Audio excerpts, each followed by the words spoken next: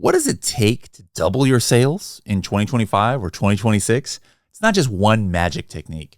Today, we're going to talk to a couple expert mentors who are doing a case study showing everyone the exact steps of what they're doing to help a brand double or even more their sales. How cool is that? Pretty cool, I think.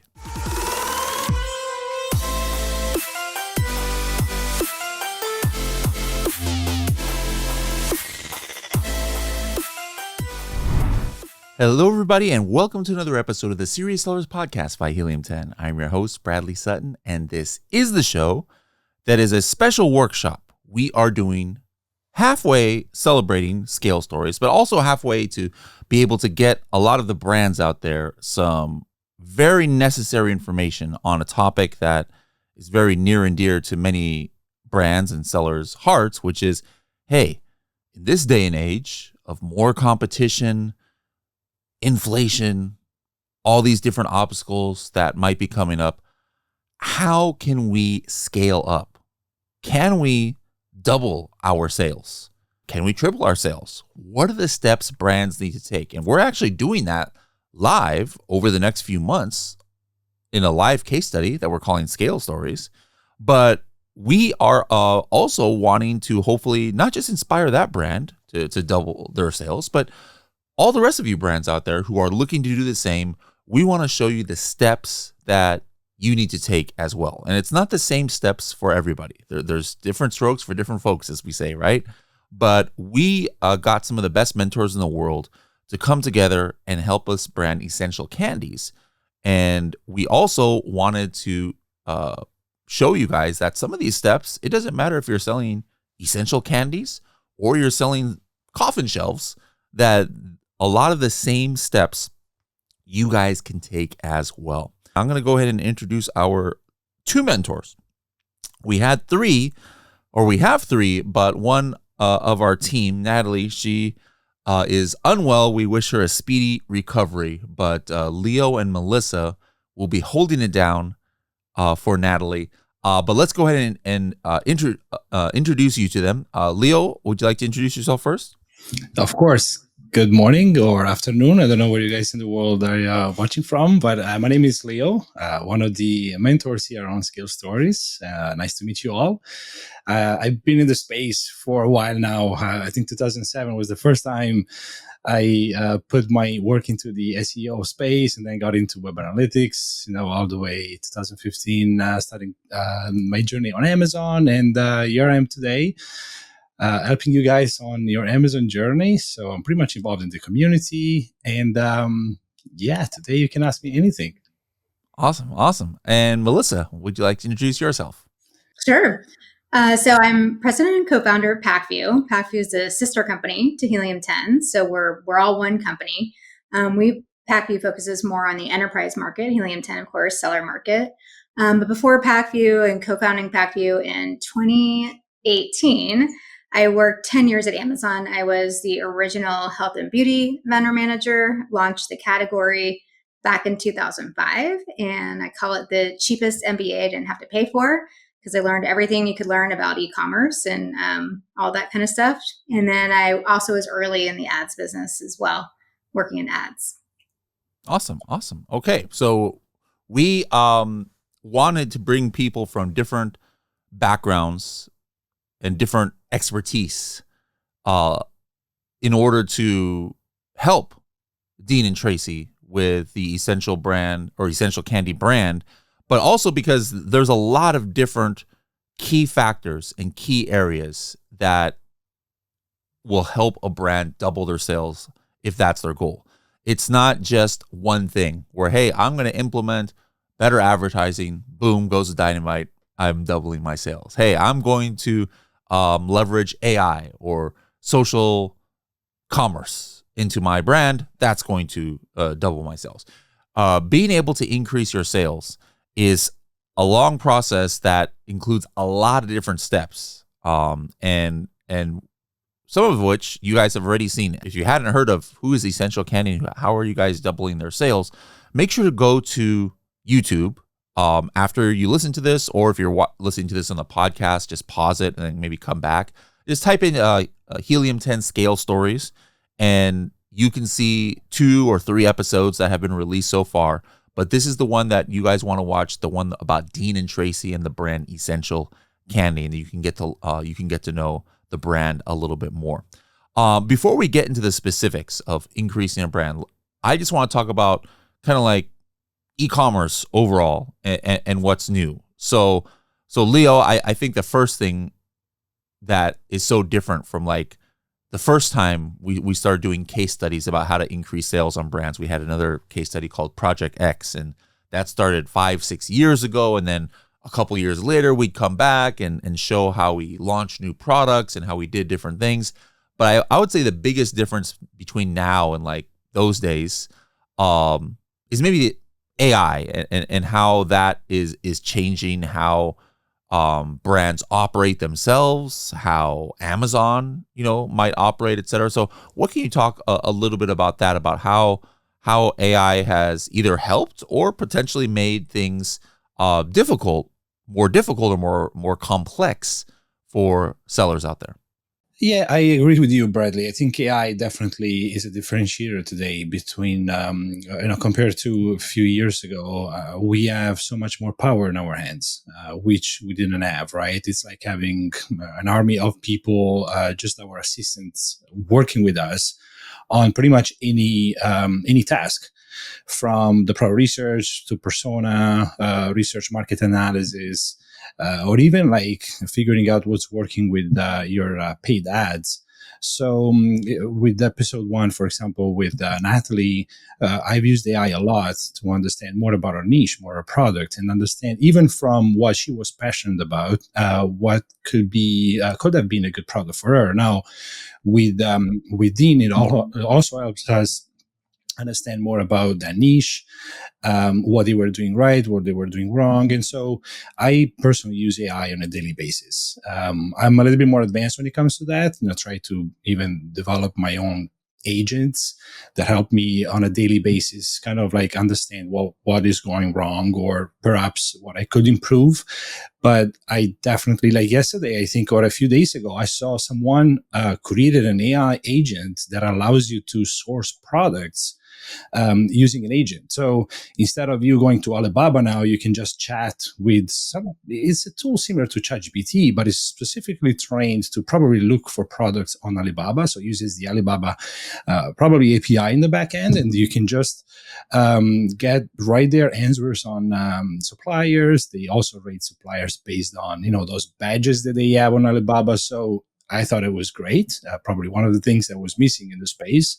So I think definitely AI is making things better, leveling out the space so everyone has access to the same tools, and so it's all about how you use it now. But with the right brain, obviously human brain behind it, it can be a very powerful tool. Yeah, for sure. Melissa, you mentioned some of your background. It's not as humble as you made it sound, but in advertising. But I believe you were one of the ones who even launched the first ever, I forgot what it was, like a sponsored brand headline ad or sponsored display ad or something like that. Like you literally did the first one. So you've been around the block as far as how Amazon advertising has really just become what it is today, which is this behemoth of an operation. What are some of the biggest changes in advertising, Amazon advertising specifically, that have happened? Not way back then. Obviously, there's a lot of things like the launch of sponsored video ads, but that's been around for like 5 years. But maybe just looking back at the last 3-4 years, or even shorter, what do you think are the biggest game changers that have happened in Amazon advertising? Well, first, I think that's a really kind way of saying how old I am. You didn't say that. I did not infer that at all. I have this face that's very young looking, but I've been in the business for 20 years. And the funny story about what you're talking about is I was at Amazon so long ago before ads existed. And what you're talking about is Unilever, Dove came to me and they said, "Hey, Melissa, we want to play our Super Bowl commercial on the Amazon homepage." And this was like no ads, no video ads, no nothing. Ads did not exist. Nobody was doing advertising. And so I got like, I don't know, $20,000, $30,000 from Unilever to be on the homepage of Amazon, play their Super Bowl commercial, begged, the leadership to be able to get a widget to create a video ad.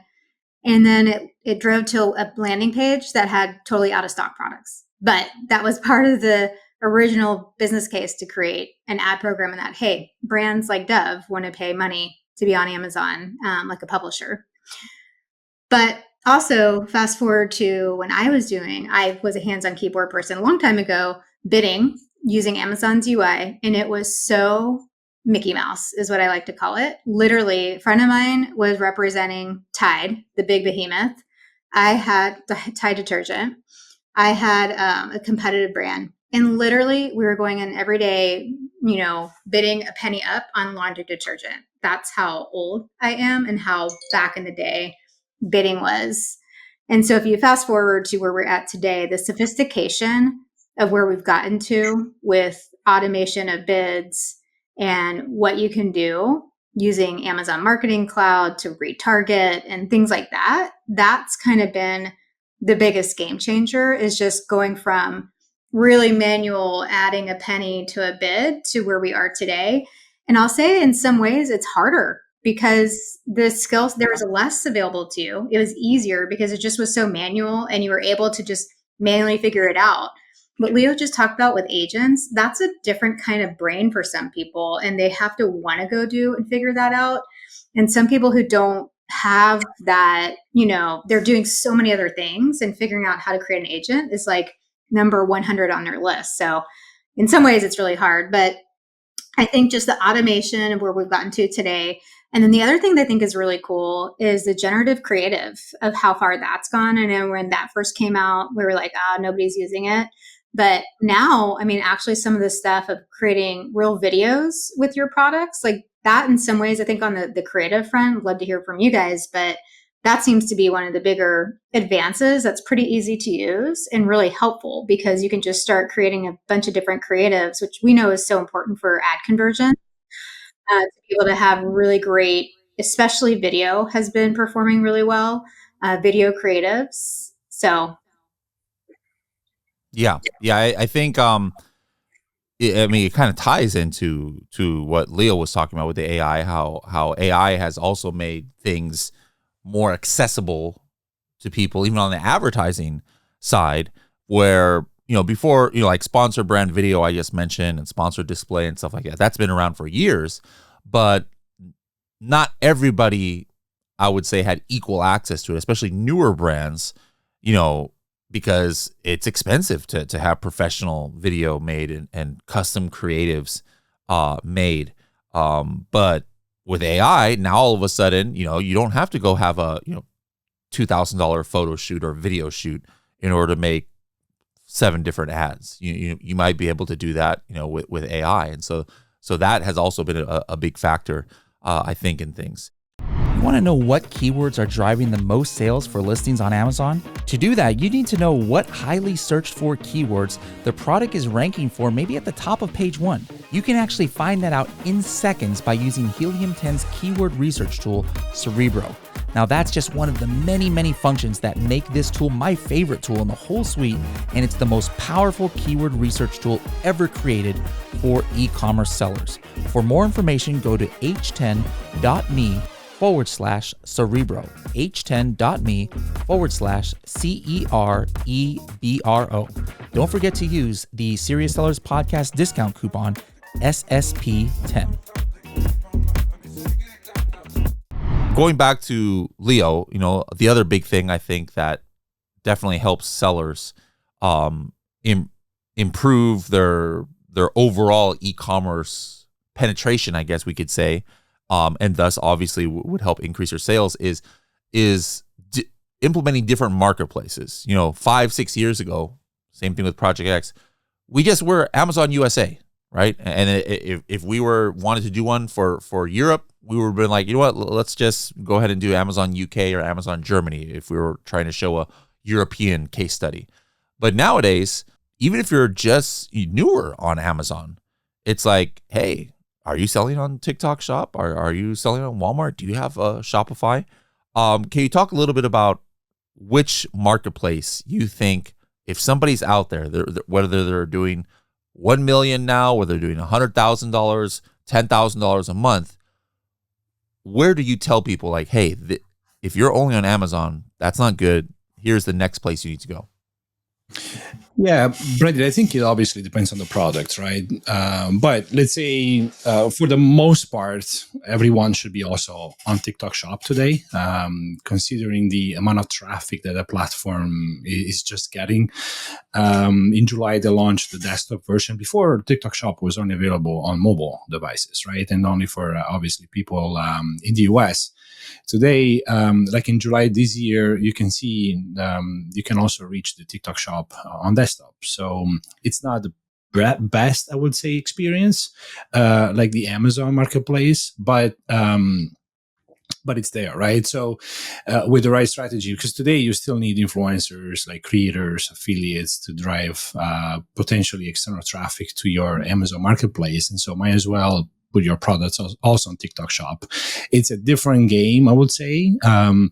It's a very pay-to-play game on TikTok Shop, because if you stop working with influencers and affiliates, you're pretty much getting no traffic. So, but it's pretty much, like what you will do on Amazon with paid search, like with paid ads, right? So the other thing is, assuming that your listing is in English, today is a no-brainer launching in like UK, for example, right, the English-speaking countries. When we launch today, we try to also go in Europe from day one. And for example, launching in Germany is great. They have Germany is one of the best marketplaces in Europe for us as well. And in Europe, they have also this a program that allows you to pretty much or customers to buy from any country, and then they fulfill it from whatever FBA fulfillment center is available. So if your product is in Germany, they can also ship to Italy or Spain or anywhere else. So and now there are some emerging ones as well. Like for example, when we were in Seattle, I saw Shein was had an event there. Like apparently, I see a few sellers getting some sort of like good results on Shein as well. I haven't played with the marketplace, to be honest with you. I sell on Amazon and TikTok Shop, but these are the obviously two that I definitely recommend anyone selling on. Mm-hmm. I wanted to get some initial impressions on the brand that we were helping. And again, this is you guys can watch this on Scale Stories on Helium 10's YouTube channel. But Melissa, when you first met Dean and Tracy, learned a little bit about what their motivations were and the history of their brand, what were some of your first impressions of them and or their Amazon situation, their brand, etc.? They were just such like lovely, honest people that were truly wanting to learn how to be successful. I mean, they have this great product. They had a great story of Tracy's son's, their son's baseball coach that had cancer, and they wanted to create this candy for them. And you hear a lot of these stories, like Poppy, like had gut health problems, so they start in their kitchen, and Dude Wipe started in his college dorm. So you like hear all these like wonderful seller stories where they start their brand and it's like from scratch, and they have put like it's their baby. They pour so much love into it. And so then just like such a great opportunity for us to help them, because they had some low-hanging fruit things that I know both of you guys helped them a ton with, just fixing some small things that could get them going. And the other thing that I noticed was just how manual they were. They were writing handwritten notes to everybody that was buying their products. They were going to 100, little fairs and trade shows, showing people their products, because they love that. But like trying to take them to like the next, to scale their business and be able to really be successful on TikTok, launch on TikTok, like help fix some things on Amazon. They were just so willing to learn and how to do that. And we're hungry for a community. And that was kind of the exciting thing for us, because that's really what Helium 10 does, is bring that community sense to them, helps them. I've always said it takes a village to commerce and to do e-commerce. And that really is true. Like you cannot do it alone. You need to hear ideas from Leo about, you can create an agent to go source things on Alibaba. Like, oh, wow, that you can do that. How did they do that? And that's just, to be successful, you really need to be talking to other experts in the space, having that community, have them help you. And so and just their desire to learn was really great. And then also having started my own business, I know how it feels when people like maybe call your baby ugly, and they kind of took that in stride, where it's like, oh, that's not what we're doing. We're really trying to help you. But I could Yeah. see how that could be not offensive, but like, my way's good. Like, what's wrong? Why are you poking holes at it? And they had so much grace to take feedback, and like packaging, like we had all these ideas about their packaging, like Dean created all those pictures himself and images, and like that was his baby, but he was like, tell me how to make this better. So You bring up a very important point, because sometimes brands can let their pride get in their way and be like, hey, I know my brand better than anybody. I'm going to stick to my ways, and I'm not going to let some outsider, tell me what to do. And that definitely is not the case with Dean and Tracy. And that's important for anybody else, listening to this episode, who's maybe in a similar situation where they're like, hey, I do want to improve. You can't have that attitude of, hey, my way or the highway. You have to be open to advice from those who have been in the game maybe a little bit longer than you have, a little bit more experience.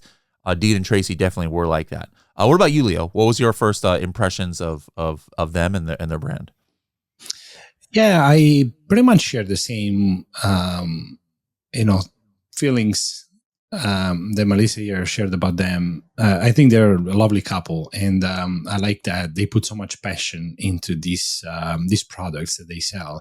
And I remember when I started, also I was basically making things in my kitchen, so it reminded me a little bit of how I started as well. And I think it's great. One of the things I appreciate and admire the most about entrepreneurs is when they put effort into understanding the business, so they run it themselves instead of just throwing people at operations, at PPC, at whatever it takes to succeed. And I think that eventually is got a short lifespan, but their story overall, and what the why is actually what touched me the most. The fact that they are genuinely trying to help people that are struggling with certain health issues. I think when you do that, when you run your business with a strong why, you find your way, and people understand that there is a genuine intent behind your business. Is not just about to make money, and so that kind of like struck with me the most. Melissa, what were some of the things, as soon as you started maybe looking into their brand, either on the show or before, where you're like, oh wow, this is definitely some low hanging fruit, or this is something immediately they should be improving on as part of this, like, hey, here's some of the steps that's going to help them double their sales, from the viewpoint of advertising or retail readiness or anything else that you had noticed? Well, one of the things that I dug into first, that was my area, was ads. And so a couple of things that I first noticed was, one, they had hired an agency that had just put them on autopilot. And so really weren't getting any attention in ads. It was just literally like, check a box, I have ads running, it's on autopilot. And what was happening was they were doing a couple of things that was not great for them, which was, one, they were bidding on all their branded keywords. So essential candies, which for them was not a great idea, because they're not getting any incremental or new shoppers coming in to buy their product. So anyone that's typing essential candies into the search bar, that's a pretty niche, unique person that knows their brand and wants to go buy it. So not a good probably use of their very small budget to go after their branded keywords. And so things like that, where they're just going after, really hard words like hard candy, like Hershey's or Jolly Ranchers is winning keywords like that. So they didn't have a right to win in that space. So really just like some of this autopilot, check the box, it's running, because they had 100 other things they were working on, and ads was like kind of not the top of their list to optimize. And they were kind of outsourcing that to an agency that had put on autopilot. And to them, they're like, I don't think it's going really well, but I don't really know what the questions to ask them to know if it's not going well. I just kind of feel like maybe it's not being optimized. And so being able to come in and see in their account that kind of like the two things that they, is not the best thing to really focus on when you have a very small budget like they did, was to be, and that was for us, it's like great news because it's an easy fix in some ways to help them. Yeah. Yeah. What about you, Leo? Are you referring about PPC? Some of the specific things that like first things you noticed when you're like doing the audit on them. We all noticed right away that they weren't Prime, right? So they weren't leveraging the Prime option on Amazon, and so that to me was like a no-brainer. I'm like, come on, guys, you have to leverage the Prime, because they the problem that they have is that they're still manufacturing everything themselves. And so even recently, I think they only sent in about 300 or so units. And so in my opinion, that to begin with was a scalability issue. Like, you cannot have inventory limitations when it comes to eventually, doubling or 5xing your brand. And so to me, that was an instant issue that needs to be fixed. Obviously, when it comes to the listing itself, like the images, I pointed out on the show that I would have liked to see a little bit more of like a brand story, or even like following the guidelines that we normally recommend. Like, see the images that you're showing now on the screen. They're kind of repetitive. Like, there is no added value. And customers today on Amazon obviously look at the images first, then maybe they read some bullet points just to make sure they're buying the right product. So I think it was missing kind of the foundation for a brand to be successful on Amazon. So the fact that they're selling well in Amazon, I believe, is their primary online channel still, is great. And it validates the fact that people like the product and there's demand for it. But I think they're just missing out on a lot of opportunity in general, just by not focusing on the fundamentals that we stress about when obviously we start on Amazon. So I think the opportunity for them is huge. We identified that instantly when we looked at their products. We thought about virtual bundles, like they're not leveraging. We thought about improving the main images, like the packaging that you guys came up with was amazing. So I think, all these things put together, for most likely next year, they'll definitely, result in a huge lift in sales. And I'm excited to see their feedback, in a few months from now. Yeah. Yeah, I think that's another thing that was even yesterday, the premiere. I was like live chatting on the premiere of their episode, and somebody had put in the chat, "Oh yeah, it's like you guys are just talking about some of the, or it just seems like they've got a lot of basics they need to worry about too," and that's absolutely the case. Sometimes it's not some fancy, convoluted, really intricate advertising strategy or some really difficult implementation of AI like we were talking about that you should jump right into. You've got to first look at the basics, and Leo and Melissa just both talked about some of the basics that they didn't have in line, like their advertising strategy, just doing auto campaigns or just focusing on their branded keywords instead of trying to go after keywords they might have a better right to win. They didn't even have all of their product in FBA. As I was showing the listing here, they are just now implementing A+ content on some of their listings. Like, here's one of their listings, and they just have a very small part of the description here. No A+ content. Some of these images could be definitely improved. And so sometimes it's the basics of what you have to start working on first before you can go to some of these advanced strategies. And that's definitely the case with Essential Candy. They're getting their inventory into FBA across their board. They're redoing their images the last month or so. You'll be seeing that soon implemented. And then, yes, now we need to start thinking about some different forms of advertising. Once you have the basics of the advertising, they didn't have any sponsored display ads. They didn't have any sponsor brand video ads. And and I know the team was very excited about this brand, is because they actually had a lot of the harder stuff that other brands can't even do, or it's very difficult for them to do. They've got that on lock. They're actually in a number of Walmart stores. They're not across the board, and that's the holy grail for an Amazon brand to try and get your stores in Walmart at all is that's like 1 in 1,000. They're already in some of the Walmart stores. They go and set up at these shows around the country and will sell hundreds of packs of their product there. And what does that mean? That means there's thousands and thousands of people out there who have tried their product and are probably looking for them because they discovered them at an expo or at a farmer's market that they set up or something like that. Like, I've never done that in any of my brands. I never, set up at an exhibition or have people just on the street, thousands of people looking, like I kind of rely mainly on e-commerce for my brands. And so it was kind of exciting to see, right, how they have this stuff that other brands wish they had, but they're just not covering the basics, on online. Leo, were you going to say something? Yeah, no, I see that happening a lot, actually.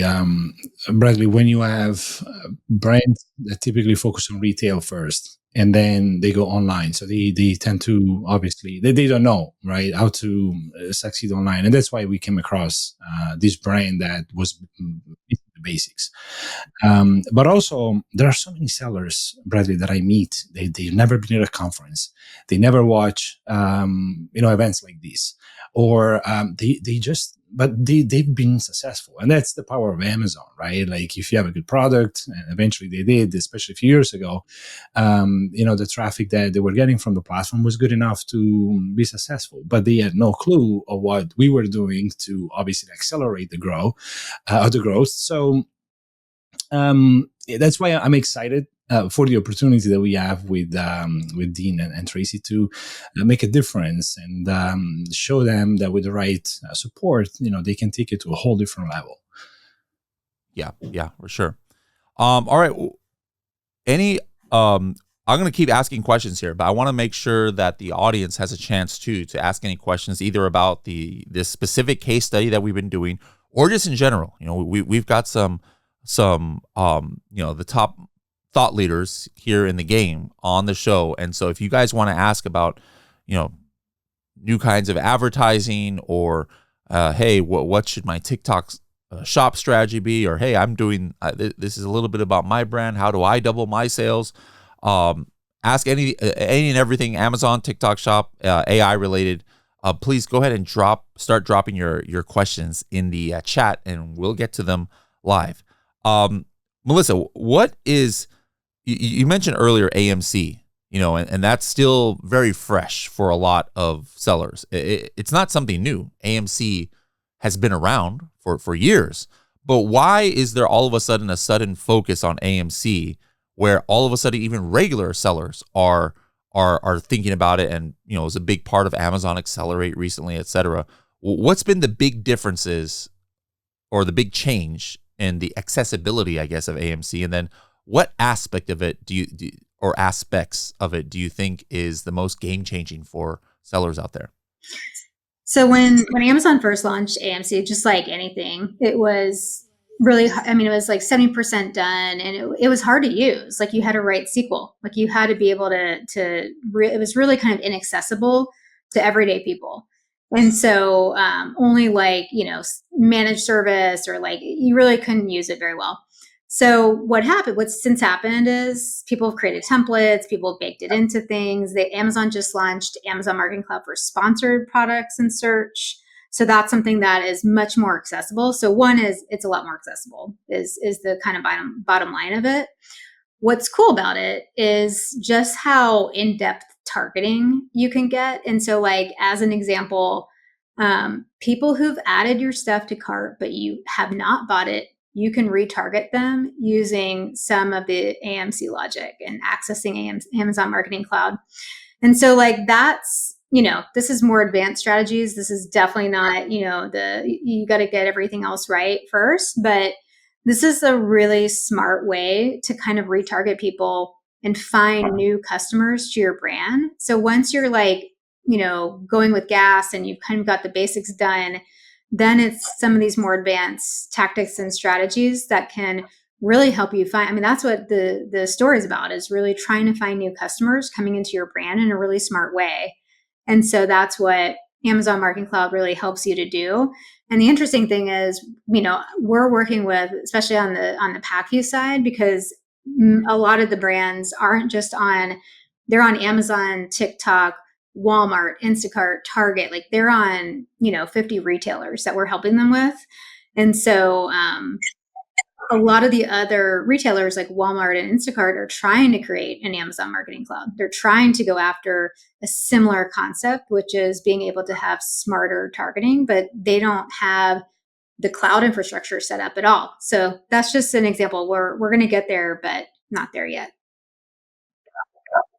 All right, let's see. We got another question here from Joel, and this is interesting. I'm mainly going to take this one just because it's pretty interesting, but to show how fast things change on Amazon. There was an episode that just came out of the podcast. He's referencing 710, and that was actually I recorded that at Amazon Accelerate, but this episode just came out like less than a week ago. And in it, we were talking about, analyzing reviews, and it's actually interesting. But since we filmed the episode, Amazon actually had a crackdown on websites and tools, like ChatGPT, like Helium 10, that would extract reviews from listings to analyze them.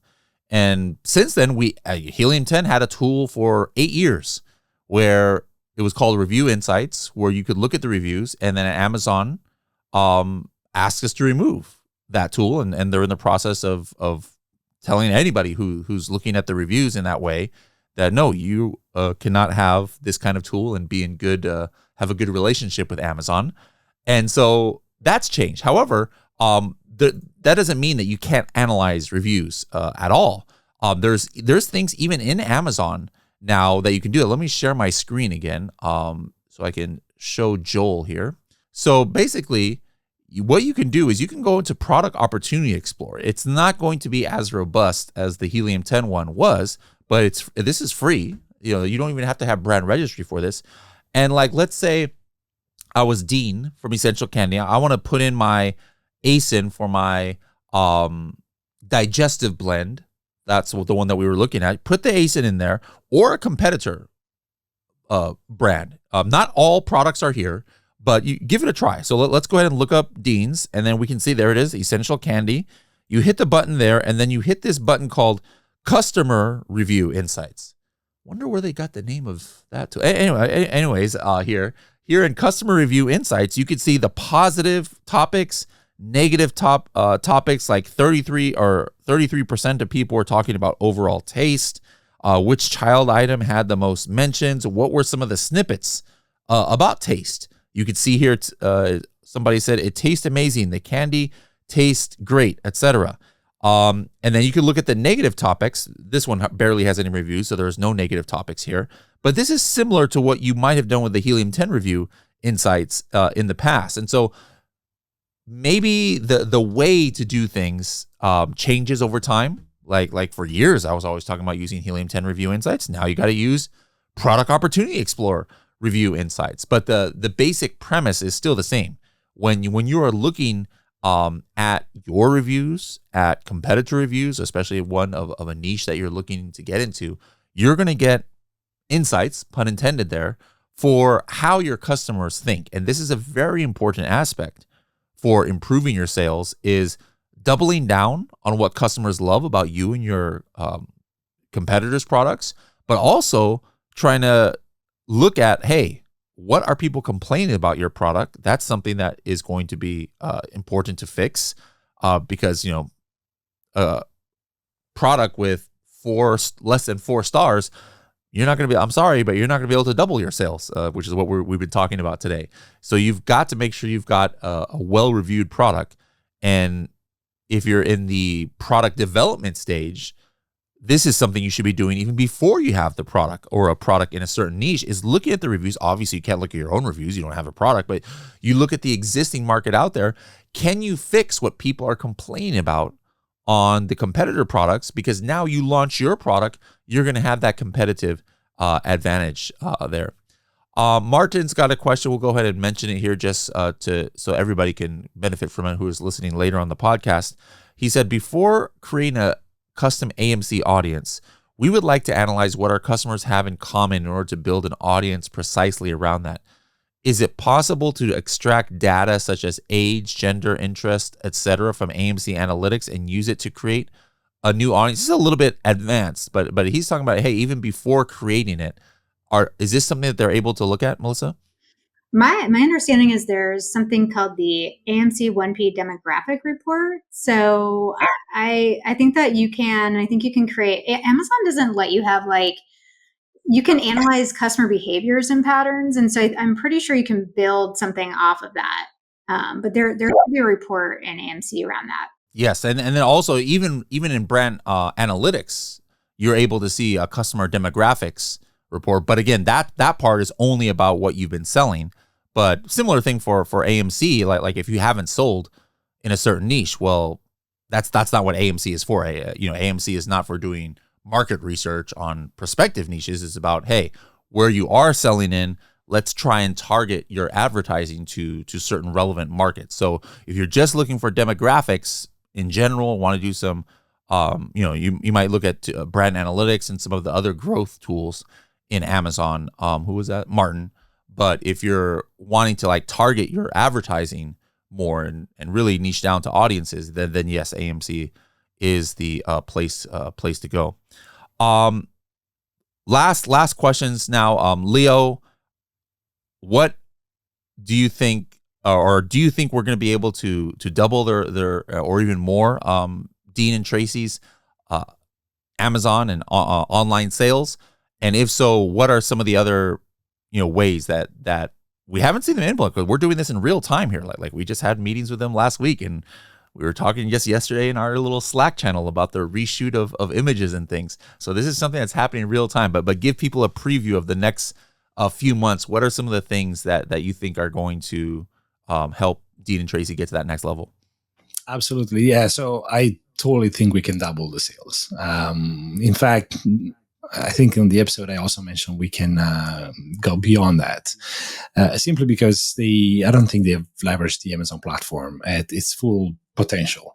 So by redesigning the listing, by working with Melissa and her team on the advertising campaigns, leveraging obviously that space as well, we can help them improve drastically the relevancy and the visibility of their products on the Amazon marketplace.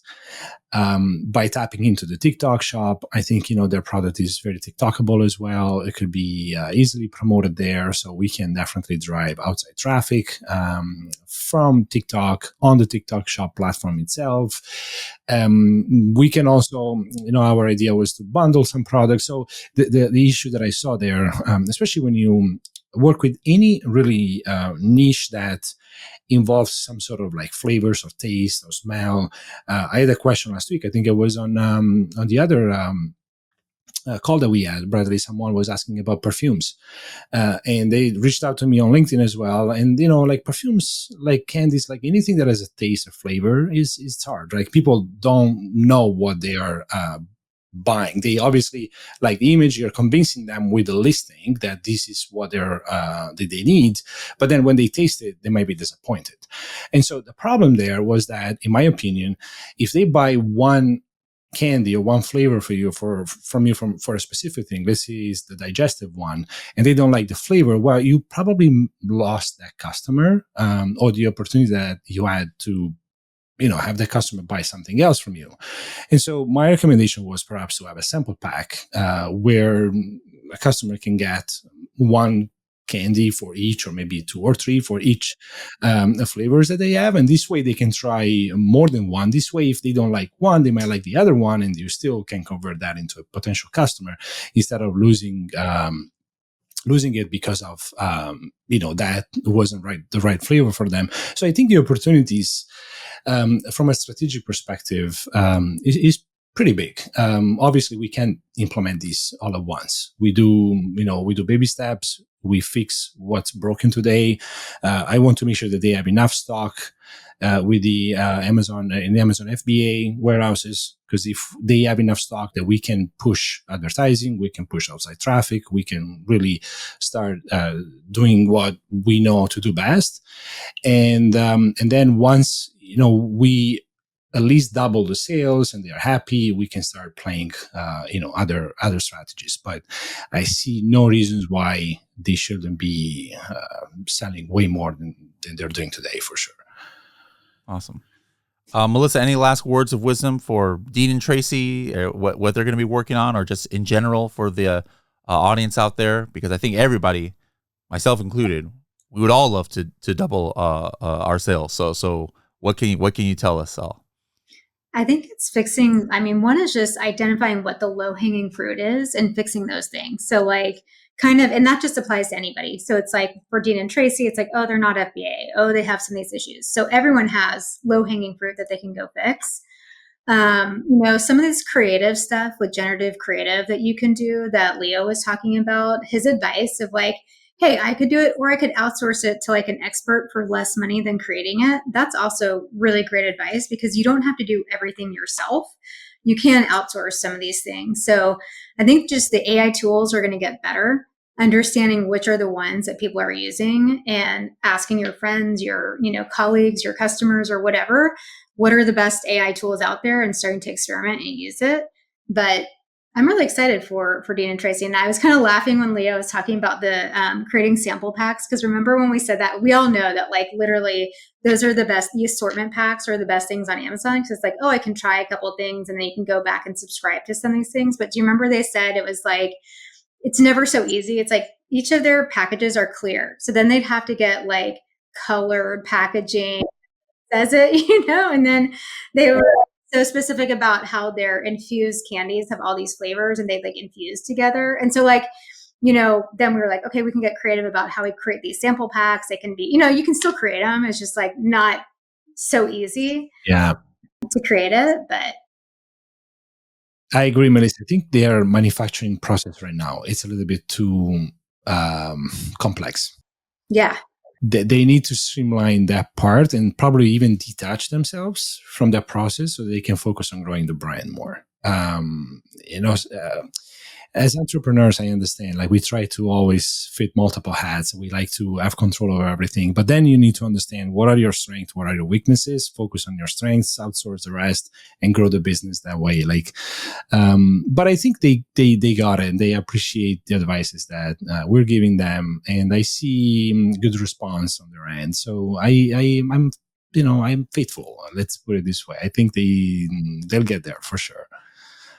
Awesome. Well, with mentors like you and Natalie, who couldn't be with us today, yes, I think they have a great shot at reaching their goal and perhaps even hopefully surpassing it. So again, this episode wasn't just about Essential Candy, but all of the brands that are out there who are looking to increase their sales in an ever more competitive market that we have to play in these days.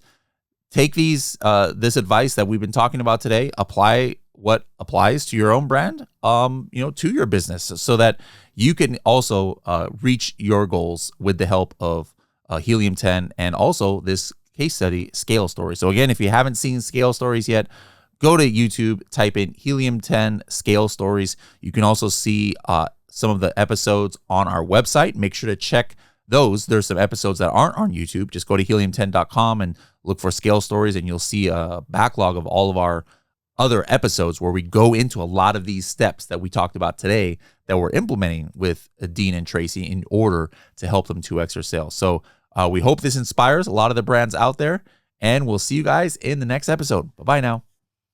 Bye, guys.